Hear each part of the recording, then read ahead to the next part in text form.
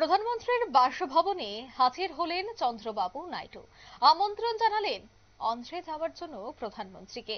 বিশাখাপত্তনম এবং কুল্লুরের অনুষ্ঠানে প্রধানমন্ত্রীকে আমন্ত্রণ। 14 এবং 15ই নভেম্বর নরেন্দ্র মোদীর অন্ধ্র সফরের সম্ভাবনা হচ্ছে জোরালো। তবে প্রধানমন্ত্রীর দপ্তর থেকে কোনো খবর রয়েছে কিনা বিস্তারিত জানবো। টেলিফোন লাইনে যুক্ত হয়ে গেছে প্রতিনিধি সোমু মুখোপাধ্যায়। সোমু, ঠিক কি আপডেট পাচ্ছ? দেখো, আজ চন্দ্রবাবু নাইডু অন্ধ্রপ্রদেশের মুখ্যমন্ত্রী, তিনি প্রধানমন্ত্রী নরেন্দ্র মোদীর নয়াদিল্লির সরকারি বাসভবনে গিয়ে নরেন্দ্র মোদীর সাথে দেখা করেন এবং আগামী 14-15 নভেম্বর অন্ধ্রপ্রদেশের কুর্নুল এবং বিশাখাপত্তনমে দুটি অনুষ্ঠান হবে। সেই অনুষ্ঠান দুটিতে যোগ দেওয়ার জন্য প্রধানমন্ত্রীকে তিনি আমন্ত্রণ জানান। যেটা জানা যাচ্ছে যে এছাড়াও 10 বিলিয়নের একটি গুগল ডিল দিল্লিতে সই করা হয়েছে। সেটি বিষয় নিয়েও তিনি কথাবার্তা বলেন প্রধানমন্ত্রী নরেন্দ্র মোদীর সাথে। পাশাপাশি নরেন্দ্র মোদীকে তিনি অনুরোধ করেন অন্ধ্রপ্রদেশের জন্য বিশেষ কিছু আর্থিক প্যাকেজের ঘোষণা করতে। যে বিষয়টি নিয়েই জল্পনা দেখা দিয়েছে, কারণ লোকসভা নির্বাচনের পর আমরা জানি যে 3 N এর উপর ভিত্তি করেই বর্তমানে এনডিএ জোট সরকার চলছে। সেটা হচ্ছে নরেন্দ্র মোদী, চন্দ্রবাবু নাইডু এবং বিহারের মুখ্যমন্ত্রী নীতিশ কুমার।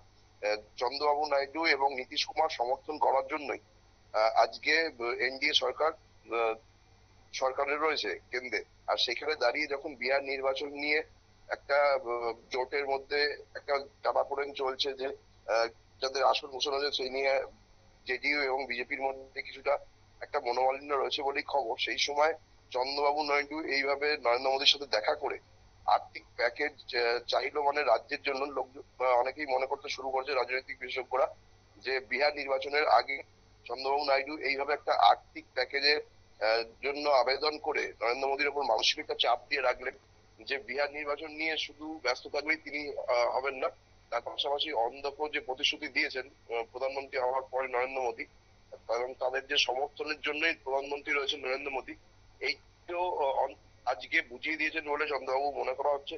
এবং বিরোধীদের দাবি যে চন্দ্রবাবু নাইডু জগদীপ ধনকরের যে ঘটনা ছিল, যে যে কারণের জন্য বিরোধীরা দাবি করেছিল যে চন্দ্রবাবু নাইডুকে জগদীপ ধনকর ইন্ডিয়া জোটের দিকে ফিরিয়ে আনার চেষ্টা করছিলেন বলেই জগদীপ ধনকরকে উপরাষ্ট্রপতির পদ থেকে অপসারণ করে বিজেপি। আর সেই কাণ্ডের পরে এতদিন বাদে নরেন্দ্র মোদীর সাথে চন্দ্রবাবু নাইডু দেখা করেন এবং সেই দেখা করার পরে তিনি নরেন্দ্র মোদীকে যেমন দুটি অনুষ্ঠানে যাওয়ার জন্য অন্ধ্রপ্রদেশে আবেদন করেছেন, তেমনি অন্ধ্রপ্রদেশের আর্থিক প্যাকেজের জন্য তিনি আবেদন করেছেন।